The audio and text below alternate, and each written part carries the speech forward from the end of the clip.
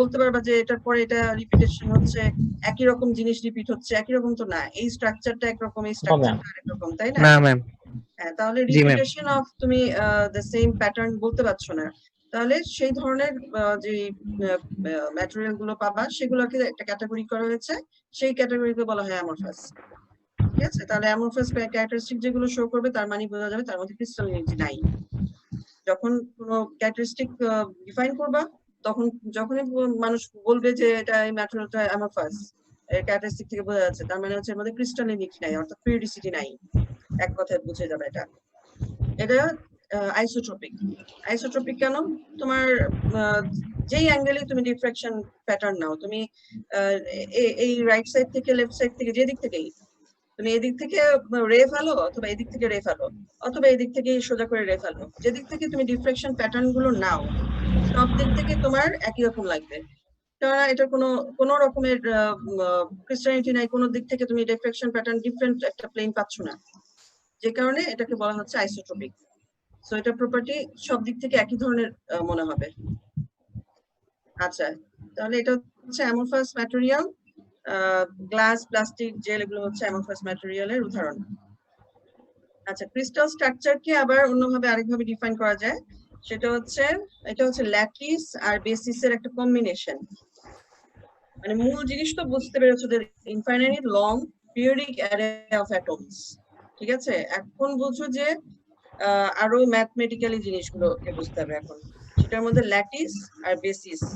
কারণ ল্যাটিস তোমরা ব্রাভেজ ল্যাটিস আরো জুনিয়র ইয়েতে পড়েছো, এইচএসসি বা এতে।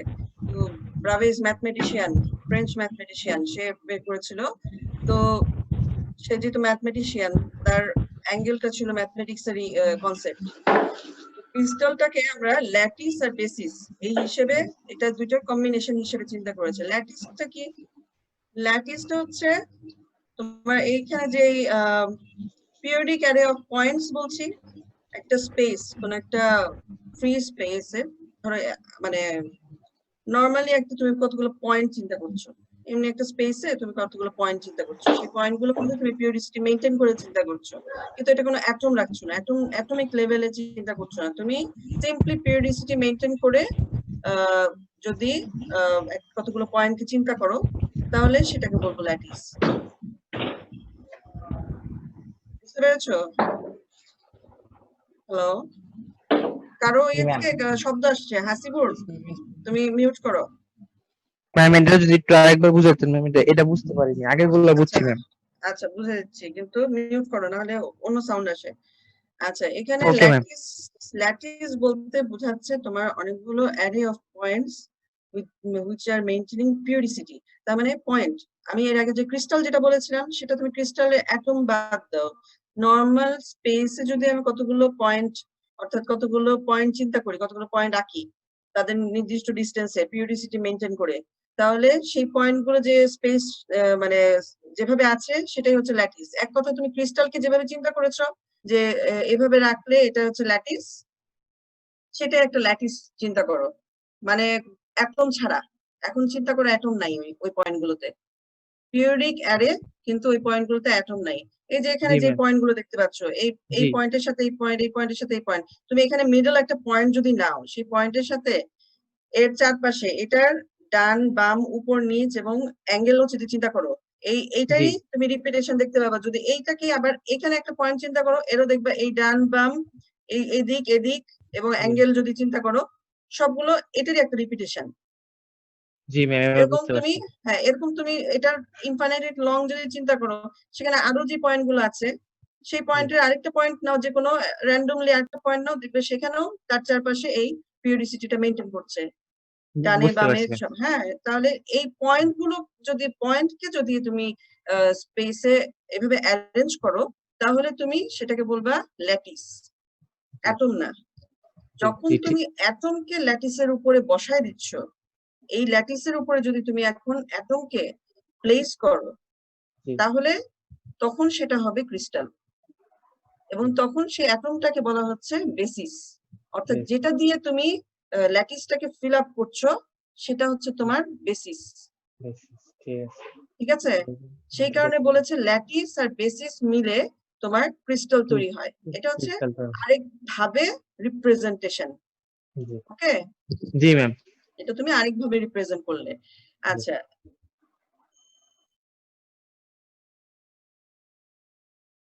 আচ্ছা আমার ক্লাসে কি আমার বি সেকশনের স্টুডেন্টই ঢুকছো তো? আমি কিন্তু চেক করছি না এখন। বি সেকশনের স্টুডেন্টই ঢুকছো না অন্য সেকশনের স্টুডেন্টও ঢুকে যাচ্ছ? জি ম্যাম, শুধু বি সেকশন। আচ্ছা, অন্য সেকশন যেন না ঢুকে, অন্য সেকশন অন্যদিন। একদিনে এতগুলো যদি ঢুকো তোমাদের লাইনে সমস্যা হয়ে যাবে। এমনিতে অনেক আছে তোমাদের, 54 অলরেডি। ঠিক আছে, আচ্ছা তাহলে এটা হচ্ছে ল্যাটিস আর বেসিস। বেসিস এখন এখানে যদি পড়ি যে ল্যাটিস, এই lattice is an infinite periodic array of geometric points. এটা কিন্তু খেয়াল করো, তোমরা সংজ্ঞা লেখার সময় বা ডেফিনিশন লেখার সময় যে ভুল করো যে ক্রিস্টালের মতো অ্যাটম লিখে ফেলো। অ্যাটম বললে সেটা ল্যাটিস হচ্ছে না, তখন ক্রিস্টাল হয়ে যাচ্ছে।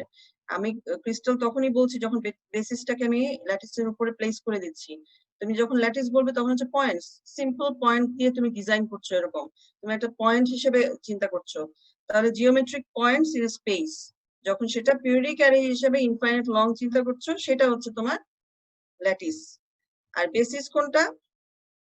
আচ্ছা, এখানে আরেকটা ব্যাপার, সেটা হচ্ছে এই ল্যাটিসটাকে পয়েন্ট ল্যাটিসও বলে, অনেক সময় স্পেস ল্যাটিসও বলে, মেনশন করে আর কি, দুই ভাবে মেনশন করে।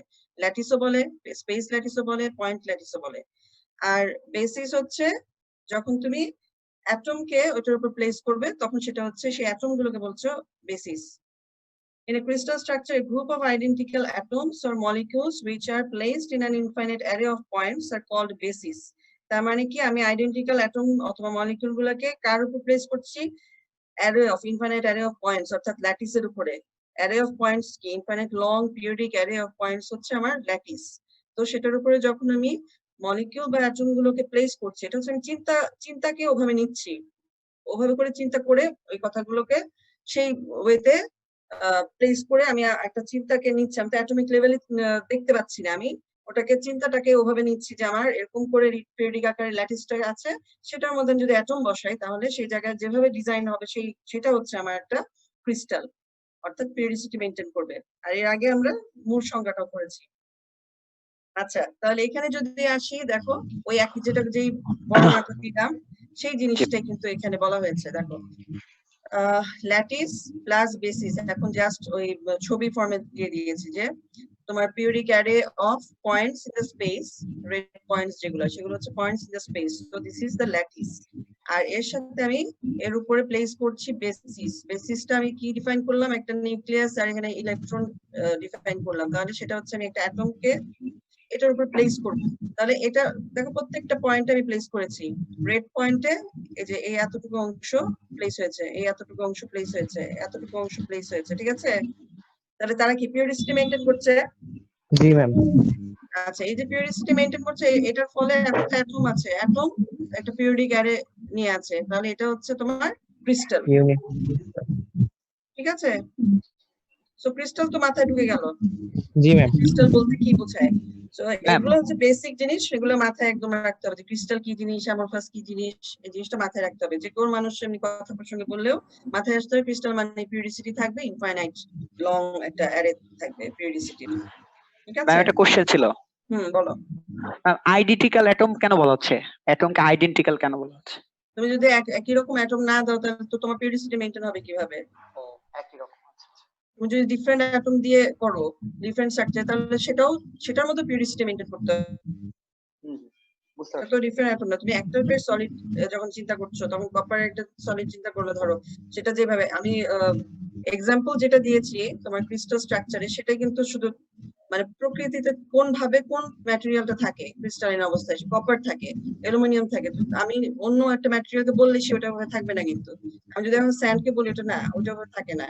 এটা হচ্ছে তার প্রপার্টিটা এরকম, যেটা আমরা পরীক্ষা করে বিজ্ঞানীরা সেটা দেখে এটাকে ভাগ করেছে যে হ্যাঁ, আমাদের যত ধরনের সলিড পাওয়া যায় সেটাকে এই ভাগে ভাগ করা যায়।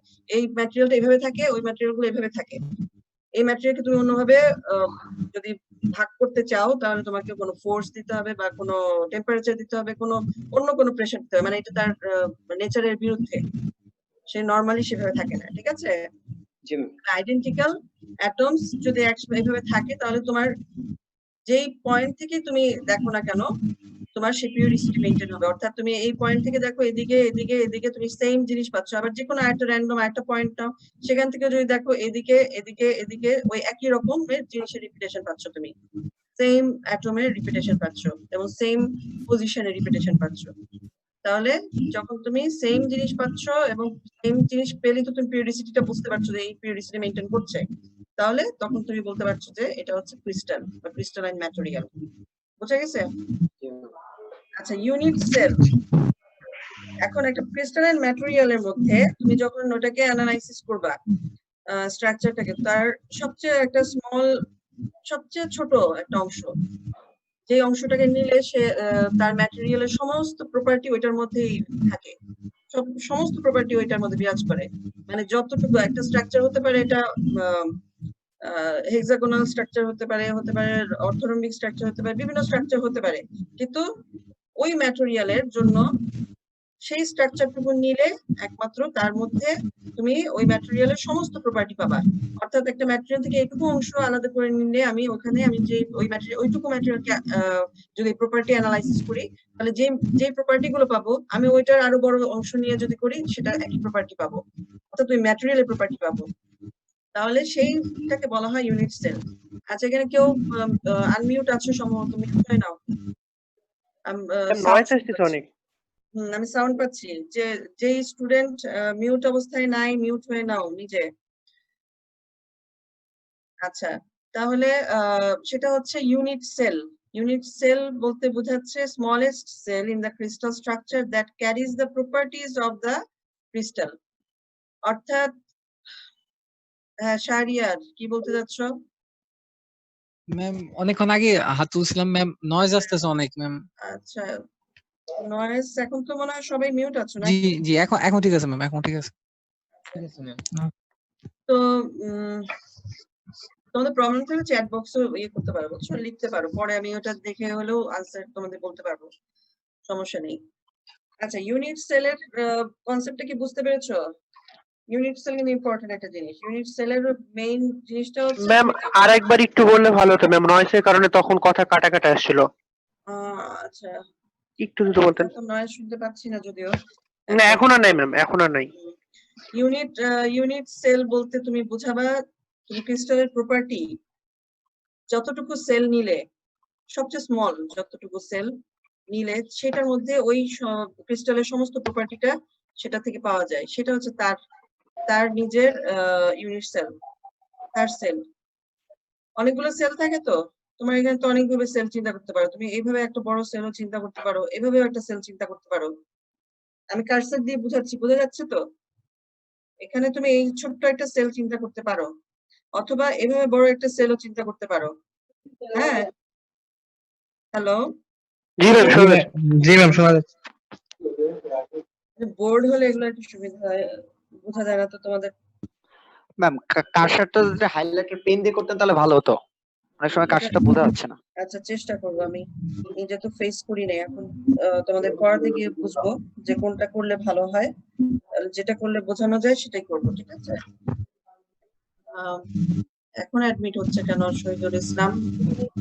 অনেকটা হয়ে গেছে। আচ্ছা, দেখা যায়, দেখা যায়।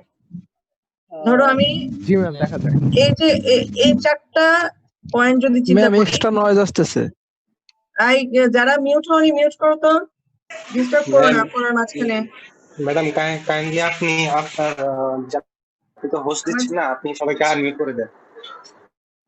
তো এখন আমি ওটার মধ্যে ঢুকতে গেলে একটা সমস্যাটা হবে, আর ঢুকতে চাচ্ছি না।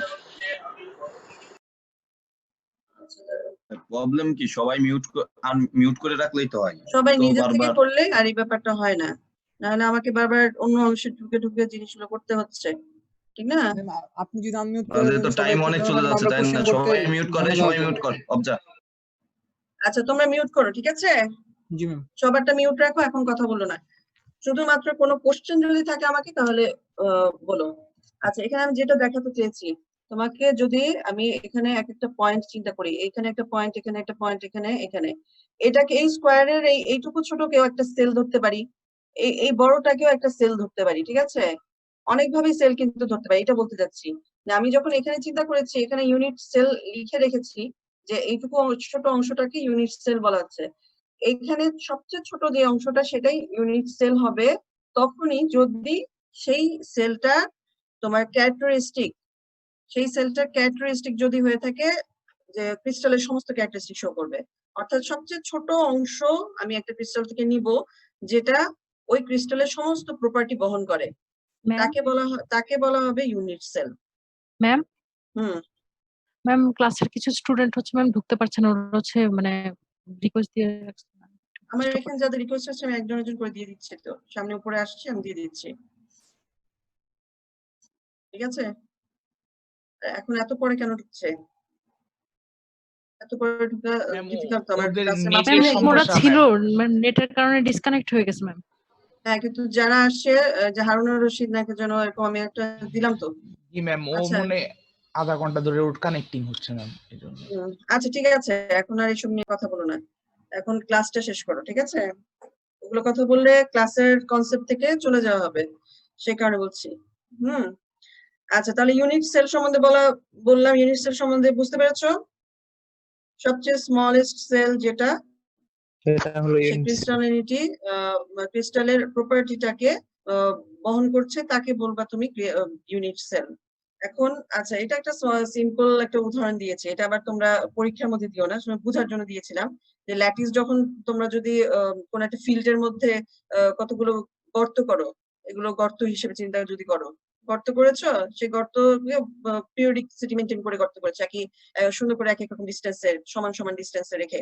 হ্যাঁ, সেটার মধ্যে যদি তুমি একটা ফ্লাওয়ার বা গাছ তুমি ওটার মধ্যে বপন করো, তাহলে সেটা কি হবে? যে গাছটাই করলে সেটাকে অ্যাটমের মতো চিন্তা করলে আর কি, তাহলে সেইগুলো পুরোটা ফিল আপ হলো ওই পিরিয়ডিসিটি মেনটেন করে সেই গাছগুলো, তাহলে সেই গাছ সহ যে পয়েন্টগুলো তখন তুমি বলছো সেটাকে ক্রিস্টাল, ঠিক আছে? গাছ সহ যখন পয়েন্টগুলো আছে সেটা হচ্ছে ক্রিস্টাল, আর যখন তুমি শুধু ওই গর্তগুলো করেছো সেগুলো হচ্ছে তোমার ল্যাটিস। এটা হচ্ছে তোমার এমনি নর্মাল কনসেপ্টটা বোঝার জন্য আর কি এই ছবিটা দিয়েছি, কিন্তু এটা আবার পরীক্ষার মধ্যে দেওয়ার মতো জিনিস না, কিন্তু পরীক্ষার মধ্যে দিবে না। আচ্ছা ব্রাভিস ল্যাটিস, ব্রাভিস স্পেস ল্যাটিস যেটা বলে, সেটা হচ্ছে ম্যাক্সিমাম পসিবল সিমেট্রি। আমরা যে ল্যাটিস জানি সেটাই ব্রাভিস ল্যাটিস, সেটা যদি পসিবল সিমেট্রি যেগুলো আছে সবচেয়ে বেশি সিমেট্রি বহন করে তাহলে তাকে বলা হয় ব্রাভিস ল্যাটিস। অ্যাকচুয়ালি ম্যাথমেটিশিয়ানের ওই ব্রাভিস ম্যাথমেটিশিয়ান যেহেতু এই কনসেপ্টটা ডেভেলপ করেছে সেজন্য তার নাম অনুযায়ী এটার নাম হয়েছে ব্রাভিস ল্যাটিস। আচ্ছা এই ধরনের ট্রান্সলেশনাল সিমেট্রি, সিমেট্রি বলতে আমি সিমেট্রি এখানে এগুলো পড়াচ্ছি না, কিন্তু তারপরও নামগুলো উল্লেখ করে দিচ্ছি যে ম্যাক্সিমাম পসিবল সিমেট্রি যেহেতু বলছি, 3 ধরনের সিমেট্রি আছে, এটা হচ্ছে ট্রান্সলেশনাল, রোটেশনাল, রিফ্লেকশন। নামগুলো অন্তত জানো যাতে যারা এই সবগুলোই বহন করছে তার মানে সে সবচেয়ে ম্যাক্সিমাম সিমেট্রি বহন করছে যে ল্যাটিস গুলো, তাকেই বলা হচ্ছে তোমার ব্রাভিস ল্যাটিস। এই ধরনের কতগুলো ব্রাভিস ল্যাটিস আছে? 14টা ব্রাভিস ল্যাটিস আছে ভাগ করলে। সলিড কে যেরকম ভাগ করেছে অ্যামরফাস ক্রিস্টালিন এগুলো, ওরকম তুমি নেচারে দেখতে পাবা যে ব্রাভিস ল্যাটিস কে তুমি ব্রাভিস ল্যাটিস হিসেবে যদি ল্যাটিস কে ভাগ করো তাহলে দেখতে পাবা 14 ধরনের ব্রাভিস ল্যাটিস আছে, আর এগুলোকে 7টা ক্লাসে ভাগ করা যায়, ক্রিস্টাল ক্লাসে। 7টা ক্লাসকে আর কি 14টা ভাগে ভাগ করেছে, 7টার মধ্যে কিছু অংশ আছে, সেই অংশগুলোকে এখন আমরা ওগুলো দেখবো, তাহলে বুঝতে পারবে। আচ্ছা ওইটাতে ল্যাটিসে যাওয়ার আগে প্রথমে আরেকটা কথা বলি, ইউনিট সেলের। ইউনিট সেলকে কিভাবে ডিফাইন করবা তুমি? একটা ইউনিট সেল তুমি বললে যে সবচেয়ে ছোট একটা অংশ, সেটাকে তুমি ইউনিট সেল বলছো, কিন্তু ইউনিট সেলকে তুমি যদি বলো যে আমরা তখন 2 ডাইমেনশন আকারে, 2 ডাইমেনশন খাতার উপরে শুধু পয়েন্ট দিয়ে দিয়ে চিন্তা করেছি, কিন্তু আসলে জিনিসটা স্পেসে যদি চিন্তা করো ম্যাটেরিয়ালটাকে, তাহলে কি 3 ডাইমেনশনে তার একটা এক্স এক্সিস থাকবে, ওয়াই এক্সিস থাকবে, জেড এক্সিস থাকবে, 3 ডাইমেনশনে ম্যাটেরিয়ালটা হবে। তাহলে ইউনিট সেলকে তুমি যদি চিন্তা করো তাহলে এক্স, এই যে x axis, y axis, z axis, 3 ডাইমেনশনে তুমি চিন্তা করছো, ঠিক আছে? এটার মধ্যে একটা বক্সের মতো যে আঁকা আছে, সেই বক্সটাকে আমি ইউনিট সেল ধরছি। কথা বুঝে যাচ্ছে? জি ম্যাম। আচ্ছা কোনো সমস্যা হলে বলবে। ইউনিট সেল হিসেবে দেখাচ্ছি, আগে আমি জাস্ট একটা 2 ডাইমেনশনে দেখিয়েছি স্কোয়ার, কিন্তু এখন হচ্ছে তোমার 3 ডাইমেনশনে দেখাচ্ছি একটা বক্সের মতো। তাহলে বক্সের ক্ষেত্রে আমরা ইউনিট সেলকে আমরা কিভাবে ডিফাইন করব? ইউনিট সেল গুলোকে ডিফাইন করার জন্য আমাদের প্যারামিটার ধরি কতগুলো। এক্স ডিরেকশনে এই যে এক্স এক্সিস এর বরাবর আমার যে পয়েন্ট এই জিরো হচ্ছে এই পয়েন্টটাকে বলে অরিজিন, জিরো লেখা যেখানে, ঠিক আছে, জিরো লেখা যেখানে এটা হচ্ছে অরিজিন, যেখান থেকে আমি এক্স ওয়াই জেড, এটা তুমি কিন্তু এই পয়েন্টেও ধরতে পারো, এই পয়েন্টেও ধরতে পারো, এক্স ওয়াই জেড, এটা ডিপেন্ড করে তোমার নিজের উপর। তুমি যে কোনো জায়গায় ইউনিট সেল ধরো, সবখানেই তুমি রিপিটেশন অফ ইউনিট সেল পাচ্ছ, ঠিক না? তো তুমি যে পয়েন্ট থেকেই ধরো সেম জিনিসই পাবা। সো আমি একটা স্কোয়ার নিয়ে নিলাম, স্কোয়ার ঠিক না, এটা অ্যাঙ্গেল আছে, সো এটা স্কোয়ার বলা যাবে না। একটা বক্স নিলাম যেটার মধ্যে এক্স ওয়াই জেড হিসেবে আমি ডিফাইন করছি এক্স এক্সিসে এ হচ্ছে তার এক্স এক্সিস বরাবর যে লেন্থ, বি হচ্ছে তার ওয়াই এক্সিস বরাবর যে লেন্থ, আর সি হচ্ছে তার জেড এক্সিস বরাবর। এই এ বি সি এটাকে বলা হয় হচ্ছে তোমাদের ল্যাটিস প্যারামিটার বা ল্যাটিস কনস্ট্যান্টও বলে।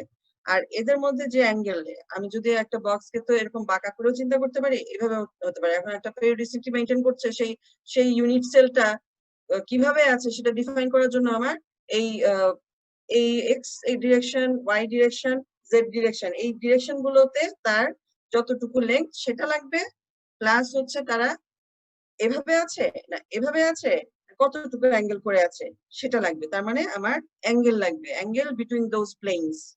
তাহলে আমার এই প্লেনের মধ্যে যেই বিটা আলফা গামা দেখাচ্ছে, আলফা সাধারণত তোমাদের মেনশন করার জন্য, মানে বুঝার মনে রাখার জন্য বলছি। আলফা দেখো কাকে ধরে, এ আর সি এর বিপরীতে যে অ্যাঙ্গেলটা সেটাকে ধরে, যে বিসি এর বিপরীতে যেটা সেটা বিসি, এটার ভিতরে যে অ্যাঙ্গেল সেটা আলফা। আবার বিটা কোনটাকে ধরছে, বি এর বিপরীতে অর্থাৎ সি আর এর ভেতরে যে অ্যাঙ্গেলটা সেটাকে ধরে বিটা। আর গামা কোনটাকে ধরছে, আর এই যে বি আর এ, এই দুটার মাধ্যমে, ঠিক আছে?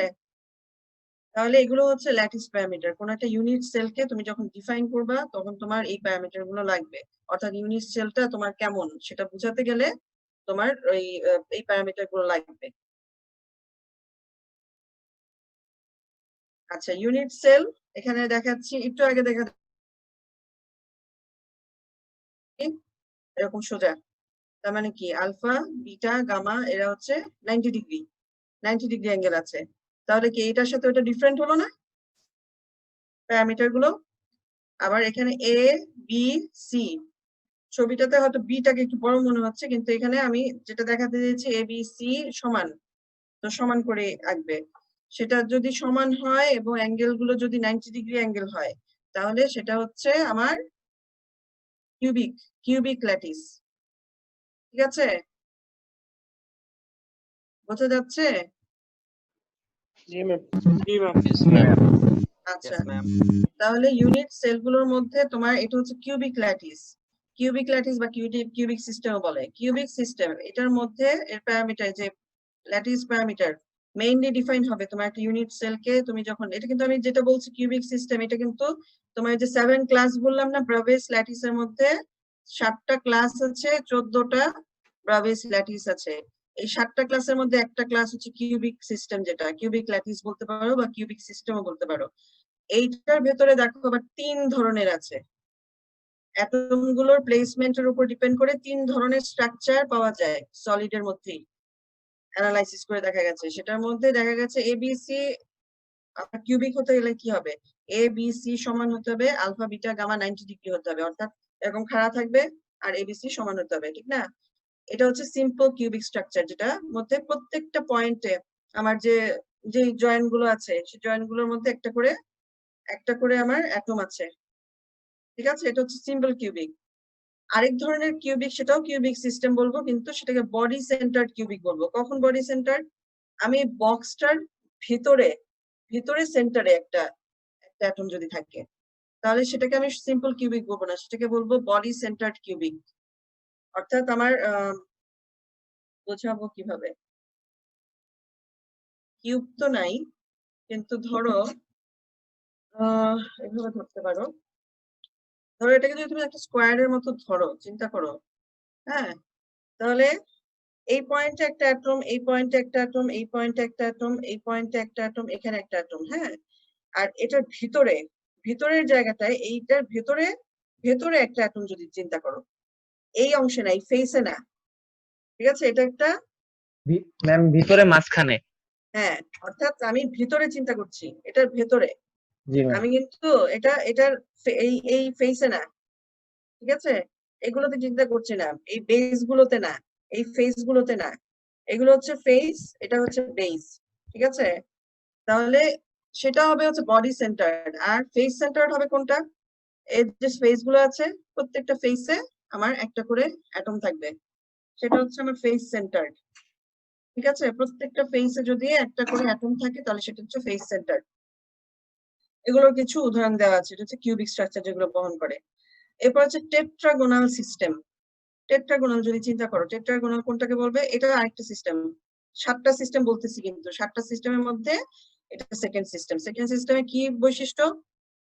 বা সেকেন্ড ল্যাটিস, টেট্রাগোনাল ল্যাটিসও বলতে পারো, টেট্রাগোনাল সিস্টেম বা টেট্রাগোনাল ল্যাটিস।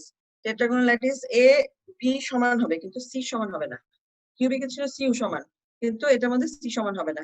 আর আলফা বিটা গাম্মা 90 ডিগ্রি হবে। তাহলে এখানে পয়েন্ট গুলো দেখছো, সিম্পল টেট্রাগোনাল, অর্থাৎ তুমি টেট্রাগোনাল স্ট্রাকচার নিচ্ছ, এ বি সি সমান কোনটা বুঝতে পেরেছো তো? এ আর এই বি, এদিক আর এদিক, এ বি এই দুই দিকে সমান, কিন্তু উপরের দিকে সিটা সমান না, ঠিক আছে? তাহলে সেটা হচ্ছে সিম্পল টেট্রাগোনাল। আর বডি সেন্টার টেট্রাগোনাল অর্থাৎ তোমার ওটার সেন্টারে, ভিতরে, বক্সটার ভিতরে আরেকটা অ্যাটম আছে ধরো, ঠিক আছে? বক্স আকারে চিন্তা করলে বক্সটার ভিতরে আরেকটা অ্যাটম, তাহলে সেটা হচ্ছে বডি সেন্টার। আর টেট্রাগোনাল কেন? কেননা A is equal to B not equal to C, সেই কারণে, আর 90 ডিগ্রি বহন করছে তাই, ঠিক আছে? আচ্ছা, আর এক্সাম্পল হচ্ছে এই ম্যাটেরিয়াল গুলো। এরপর আছে অর্থোরম্বিক সিস্টেম। অর্থোরম্বিক সিস্টেম বা অর্থোরম্বিক ল্যাটিস, সেগুলো হচ্ছে কোনোটাই কোনোটার সমান না বলা হচ্ছে, এবং আলফা বিটা গামা 90 ডিগ্রি হবে, সবগুলো 90 ডিগ্রি হবে, কিন্তু কোনো এ বি সি ডিরেকশনে যেই অংশগুলো আছে, অর্থাৎ প্যারামিটার গুলো আছে কনস্ট্যান্ট, ল্যাটিস কনস্ট্যান্ট যেটাকে বলে এ বি সি, সেই কনস্ট্যান্ট গুলো সমান না, কোনোটাই কোনোটার সমান না। তাহলে সেই অনুযায়ী যদি আমার এখানে একটা অ্যাটম, এখানে একটা অ্যাটম, এগুলো থাকে, তাহলে সেটা হচ্ছে সিম্পল অর্থোরম্বিক। বডি সেন্টার্ড কখন হবে? ওই একই রকম, ভেতরে যদি একটা অ্যাটম থাকে সেটা হচ্ছে বডি সেন্টার। ভেতরে বলতে কিন্তু একদম ভেতরে, সেন্টারে, তুমি ভলিউম হিসেবে চিন্তা করলে, সেটা সেন্টার হিসেবে চিন্তা করলে সেন্টারে একটা অ্যাটম চলছে সেরকম। আর এরপর হচ্ছে বেস সেন্টার, শুধু বেজে, উপরের, উপর আর নিচ, ছাদ, আর যদি একটা বাসার ছাদ আর যদি তলা চিন্তা করো, যেখানে হাঁটো, সেই দুইটার সেন্টার যদি চিন্তা করো, তাহলে ওখানে অ্যাটম চিন্তা করলে যেটা, সেটা হচ্ছে বেস সেন্টার, ঠিক আছে? আর ফেস সেন্টার হচ্ছে প্রত্যেকটা ফেসেই, মানে সবগুলা তলেই আছে, সবগুলা তলে যদি চিন্তা করো তখন বলে ফেস সেন্টার। আচ্ছা, আর ম্যাম বেস সেন্টারটা কি বললেন? থাকতে হবে মা। হ্যাঁ রাকিবুল, ম্যাম বেস সেন্টারটা আরেকবার একটু যদি বলতেন।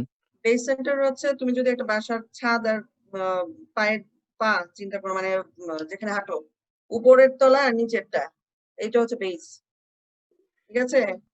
Base okay ma'am. হচ্ছে তোমার এই উপরের অংশটা আর নিচের যে ম্যাম এই দুটো জায়গায় থাকে। কে বলছে কথা? ফেসটা বুঝি ম্যাম, হ্যাঁ?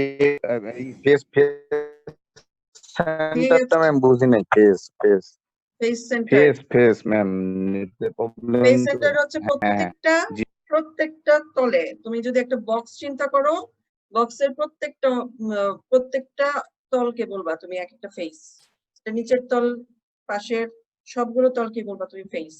সেই সবগুলোতেই একটা করে অ্যাটম যদি থাকে ভিতরে, জি ম্যাম। মানে ভেতর না, তার এই 3 ডাইমেনশন চিন্তা করলে এখানে একটা অ্যাটম, আবার এইখানে 2 ডাইমেনশন চিন্তা করলে, এখানে 2 ডাইমেনশন চিন্তা করলে এখানে একটা অ্যাটম, অর্থাৎ মাঝখানে হবে অ্যাটমটা, হবে ওই ফেসের মাঝখানে, ঠিক আছে? ভেঙে ওকে যাচ্ছে ম্যাম। কথা। জি ম্যাম, জি ম্যাম, ঠিক আছে ম্যাম, বুঝতে পারছি। আচ্ছা, আরেকজন কেউ কথা বলতে যাচ্ছে, বোঝা যাচ্ছে না, চ্যাট বক্সে নাহলে লিখে দাও, আমি বলতে পারবো। আচ্ছা, এরপর হচ্ছে হেক্সাগোনাল সিস্টেম বা হেক্সাগোনাল ল্যাটিস। তাহলে হেক্সাগোনালের ক্ষেত্রে কি বহন করবে? তোমার এ বি সমান কিন্তু সি সমান না, অর্থাৎ জেড ডিরেকশনে যেটা ল্যাটিস কনস্ট্যান্ট, সেটা ওই দুটো সমান হবে না, কিন্তু আলফা বিটা আর এই দুটো হবে 90 ডিগ্রি, আর গামা হবে 120। এখানে দেখলে মনে হবে যেন স্কোয়ারের মতো, হেক্সাগোনাল দেখতে মনে হবে না, এটাকে দেখে মনে হচ্ছে যেন স্কোয়ার, কিন্তু এটা আসলে স্কোয়ার না। এটার মধ্যে এই অ্যাঙ্গেলটা, এখানে যে অ্যাঙ্গেলটা, সেটা হচ্ছে 120 ডিগ্রি, একটা অ্যাঙ্গেল 120 ডিগ্রি আছে, সেই কারণে।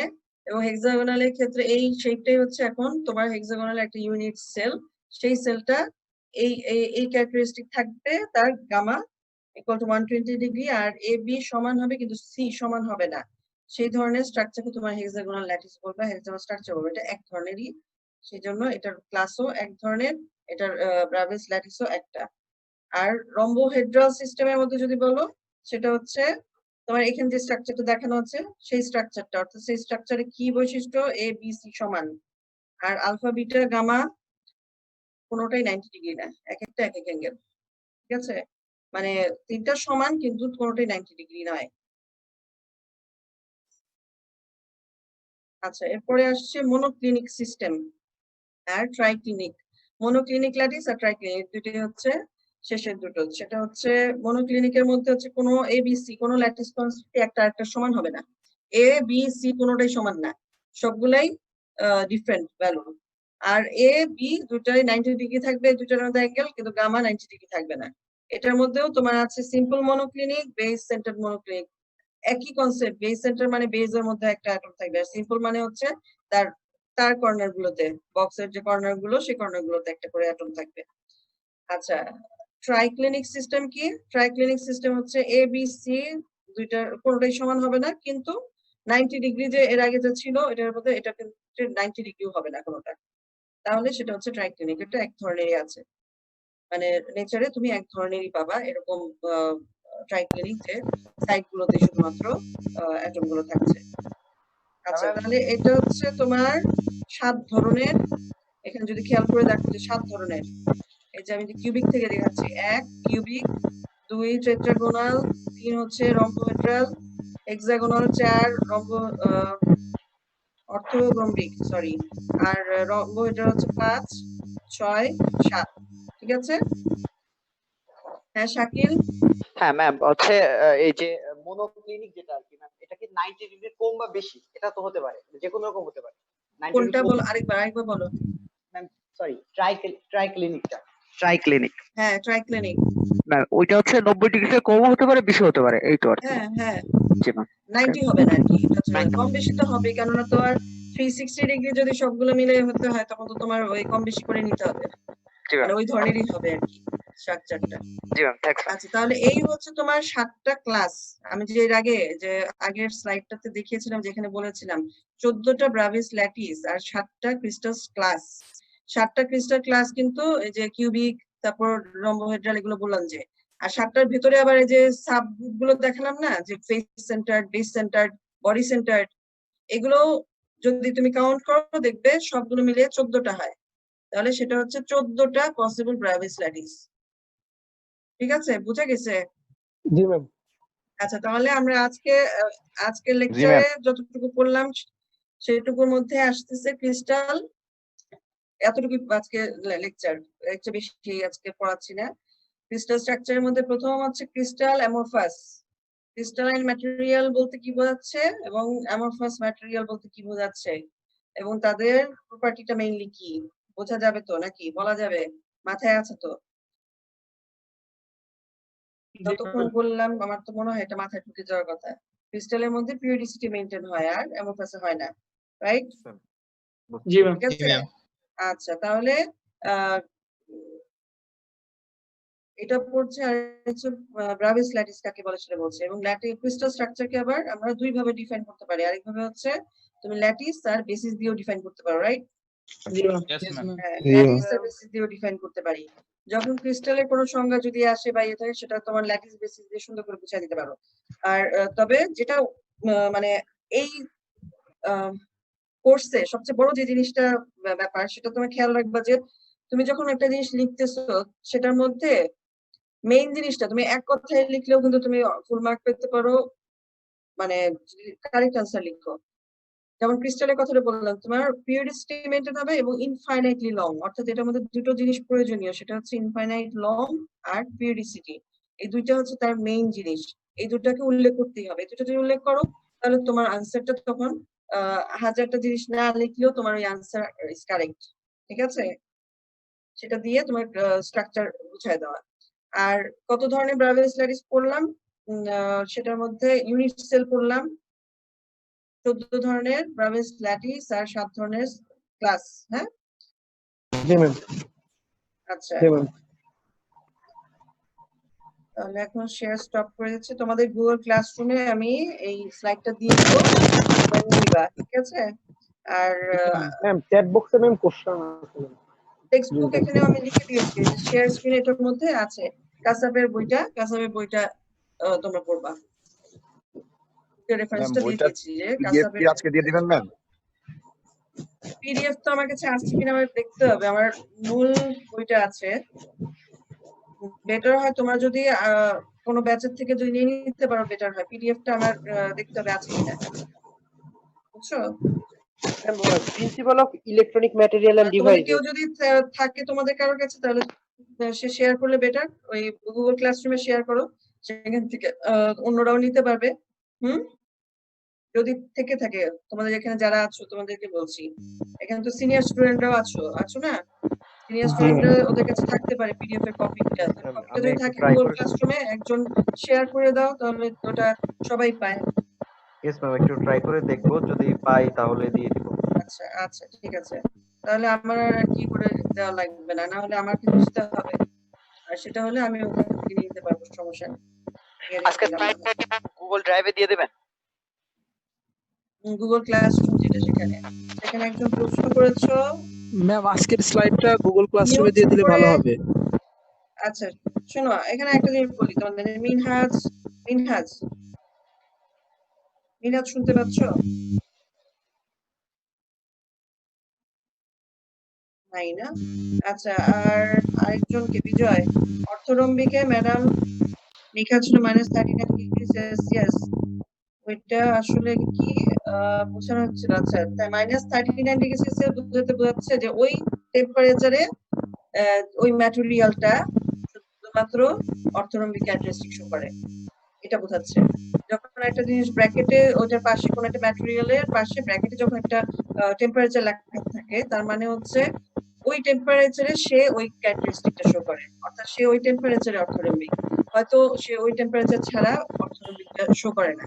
সেজন্য যেহেতু ওই টেম্পারেচারে এক্সিস্ট করলে এই অর্থনৈতিক স্ট্রাকচারটা শো করে, সেই জন্য ওটাকে উদাহরণ হিসেবে তখন দেখানো হয়েছে যে এরকম টেম্পারেচারে আমরা এই এত ডিগ্রি সেলসিয়াসে এটা মেইনটেইন করতে পারি। ম্যাম আজকের লেকচারটা ক্লাসরুমে আপলোড দিয়ে দিলে সুবিধা হতো আমাদের জন্য। হ্যাঁ, আমি গুগল ক্লাসরুমে আপলোড দিয়ে দিব, এটা তো বললাম তোমাদের, গুগল ক্লাসরুমে আপলোড দিয়ে দিব, তোমরা রাতের মধ্যে পেয়ে যাবে, ঠিক আছে? তাহলে কালকে সকালে দেখলেও পেয়ে যাবা, মানে রাতের মধ্যে দিয়ে দিব একটা টাইমে ঢুকে, ঠিক আছে? Okay ma'am. এমনিতে আর কোনো কোশ্চেন আছে? ম্যাম প্রেজেন্টটা কিভাবে দিবেন আর কি বুঝি না, আমি কোশ্চেনটা বুঝি না। প্রেজেন্টটা ম্যাম, অ্যাটেন্ডেন্সটা আর কি। অ্যাটেন্ডেন্স এটা তো তুমি যে এখন ঢুকেছো, এটা তো ইয়ে হয়ে থাকবেই, রিপোর্টে গেলে ওটার মধ্যে তোমাদের আইডি সহই আসবে। আচ্ছা, সেটা আমি তোমাদের একটু বলি, আমার জন্য সুবিধা হবে তোমাদের এটা নিতে। তোমরা সবাই মানে জুমে যে ঢুকেছো তাকে তো রিনেম করতে পারো না? এখানে অনেকের নাম দেখছো সুন্দর করে লেখা আছে, যেমন এই যে 18108130 আশিক, এভাবে করে ব্র্যাকেটে লিখেছে, অথবা ড্যাশ দিয়ে লিখো, মানে তোমার এই যে নামটা আর এই রোল নাম্বারের আইডিটা এটা সহ যদি লিখে দাও, তাহলে আমার জন্য ওখানে যখন আমি ওই রিপোর্ট থেকে এটা এক্সপোর্ট করব, সেটা আমার অটোমেটিক তোমার রোল সহ চলে আসবে। তো তোমরা এর পরবর্তী সময়ে অথবা এখনই রিনেম করে ফেলো, ঠিক আছে? Yes ma'am. তাহলে নেক্সট ক্লাসে আমরা ওগুলো করে করতে পারবো। ম্যাম, হ্যাঁ বলো। একজনের কারেন্ট চলে গেছে, সেটা এখন সেটা শুনতে পাই না আমি। হ্যালো ম্যাম, বলছি একজনের কারেন্ট চলে গেছে, সেজন্য সে এখন নাই, আর বুঝতে পারছি না ক্লিয়ারলি। তুমি ম্যাম একজনের ইয়ে থেকে অনেক বেশি নয়েজ আসতেছে ম্যাম। ম্যাম সবাইকে ওর জন্য মাইক মিউট করে দিতে হ্যাঁ, বলেন। ওর জন্য একজনটা কে? সবাই একসাথে করে কথা বললেই তো শাকিল হচ্ছে। মাহমুদ মেবি ও আচ্ছা ঠিক আছে, এটা তোমাদের নিজেদের একটু মেইনটেইন করতে হবে। আর না হলে আমি যখন তোমাদের ইনভিটেশন পাঠাই, তখন আমি সরাসরি মিউট অল করে দিতে পারি, অথবা এখনো করতে পারি, কিন্তু ক্লাসের মাঝখানে আমি চাই যে তোমরাই এটা মেইনটেইন করো, ঠিক ম্যাম, আছে? আপনি কারণ যদি না মিউট করে দেন ম্যাম তাহলে আমরা কোশ্চেন করতে পারবো না ম্যাম, যতক্ষণ পর্যন্ত আপনি আনমিউট না করবেন আর কি। আমি ওটা চাচ্ছি না। তোমরা জি কথা বলো কিন্তু তোমরা নিজেরা মেইনটেইন করো। কারণ এমনিতেও জি তোমাদের জি এটা যদি ডেভেলপ হয় তোমাদের এটা প্রফেশনালিজমেই কাজে লাগবে জি ম্যাম, জি ম্যাম, সামনের সময়ে, ঠিক আছে? জি ম্যাম, কিন্তু সবাই একটু যদি কোঅপারেট করতে ক্লাস হবে ম্যাম। মেইনটেইন না করা যায় তাহলে আমি তখন ওরকম করতে হবে। কিন্তু এটা আমি পছন্দ করি না। আমার জি স্টুডেন্টরা ম্যাম, নিজেদের মতো করে ওভাবে মেইনটেইন করবে ক্লাসরুমটাকে, সেটা আমি মেইনটেইন জি ম্যাম, পছন্দ করি না, ধন্যবাদ ম্যাম, ঠিক আছে? জি ম্যাম। ম্যাম আচ্ছা, ঠিক আজকের আছে। ক্লাসের জন্য কোনো ইনভাইটেশন পাইছিলাম না, মানে মেইলে। পরে হচ্ছে আমি আইডি পাসওয়ার্ড দিয়ে জয়েন হয়েছি কে আর কি। কে কে ম্যাম এটা রাকিবুল? আমারটাতে। জি ম্যাম। রাকিবুল কেন পাও নাই? ম্যাম সকালে একটা মেইল পাইছিলাম, কিন্তু ওটাতে জয়েনে চাপ দিলে হ্যাঁ, শুধু ওই ক্লাসরুমের হোম পেজে নিয়ে যায়, কিন্তু ক্লাসে জয়েন করানো ইয়ে করে নাই। তুমি গুগল ক্লাসরুমে ঢুকতে পেরেছো? জি ম্যাম। জি ম্যাম এটা ছিল না স্যার, ম্যাম আমিও পাইলাম না আর কি। আমি কিছুক্ষণ ম্যাম আগে শুধু গুগল ক্লাসরুমের হোম পেজে নিয়ে গেছিল, কিন্তু আপনার ক্লাসে জয়েন করায় নাই। ব্যাপারটা বলি ম্যাম মেবি ক্লিয়ার না, বুঝছো জিনিসটা? এটা তোমরা হয়তো ভালো জানবে, আমি এত জানি না, কিন্তু আমার কাছে এটা ক্লিয়ার না যে কেন তোমাদের এন্ড থেকে এই ধরনের প্রবলেম গুলো হচ্ছে। কারণ ম্যামের ইউনিভার্সালি ইয়েতে সবসময় হয় না। ম্যামের ক্লাস